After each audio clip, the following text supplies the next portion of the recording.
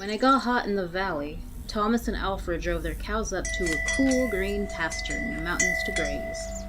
Usually they stay there with the cows for 2 months. Then they'd bring them back down to the valley again. The work was easy enough, but oh was it boring. All day the 2 men tended their cows. At night they went back to the tiny hut where they lived. They ate supper, and they worked in the garden and went to sleep. It was always the same.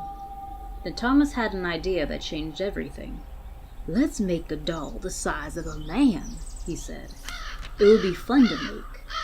And we can put it in the garden to scare away the birds." "It should look like Harold," Alfred said. Harold was a farmer they both hated. So they made the doll out of old sacks stuffed with straw. They gave it a pointy nose like Harold's and tiny eyes like his. Then they added dark hair and a twisted frown. Of course, they also gave it Harold's name. They tied Harold to a pole in the garden to scare away the birds. Each night they brought him inside so that he wouldn't get ruined if it rained.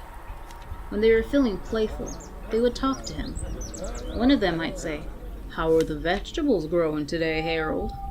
Then the other, making believe he was Harold, would answer in a crazy voice, "Very slowly."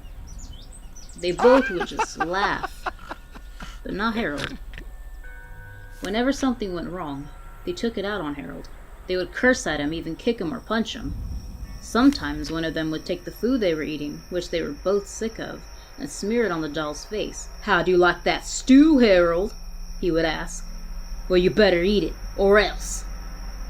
Then the 2 men would just howl with laughter. One night, after Thomas had wiped Harold's face with food, Harold grunted. Did you hear that?" Alfred asked. "It was Harold," Thomas said. "I was watching him when it happened. I can't believe it." "How could he grunt?" Alfred asked. "He's just a sack of straw. It's not possible." "Let's throw him in the fire," said Thomas, "and that will be that." "Let's not do anything stupid," said Alfred. "We don't know what's going on. When we move the cows down, we'll leave him behind. For now, let's just keep an eye on him." So they left Harold sitting in the corner of the hut. They didn't talk to him or take him outside anymore. Every now and then the doll would grunt, but that was all. After a few days, they decided there was nothing to be afraid of. Maybe a mouse or some insects had gotten inside Harold and were making those sounds. So Thomas and Alfred went back to their old ways. Each morning they put Harold out in the garden, and each night they'd bring him back inside the hut. When they felt playful, they joked with him. And when they felt mean, they treated him as badly as ever. Then one night Alfred noticed something that frightened him. "Harold is growing," he said. "I was thinking the same thing," Thomas said. "Maybe it's just our imagination," Alfred replied. "We've been up on this mountain for too long." The next morning while they were eating, Harold stood up and walked out of the hut. He climbed up on the roof and trotted back and forth like a horse on its hind legs. All day and all night long he trotted like that. In the morning, Harold climbed down and stood in a far corner of the pasture. The men had no idea what he would do next. They were very afraid. They decided to take the cows down to the valley that same day. When they left, Harold was nowhere in sight. It felt as if they had escaped a great danger and began joking and singing. But when they had gone only a mile or 2, they realized they had forgotten to bring the milking stools. Neither one wanted to go back for them, but the stools would cost a lot to replace. "There really is nothing to be afraid of," they told one another.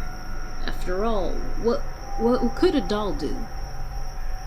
They drew straws to see which one would go back. It was Thomas.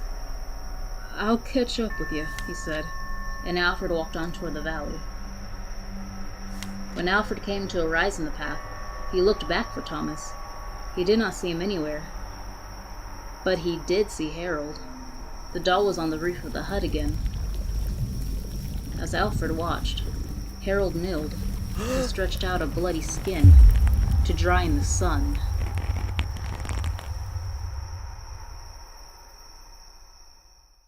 Okay, what did it look like? With a man's face.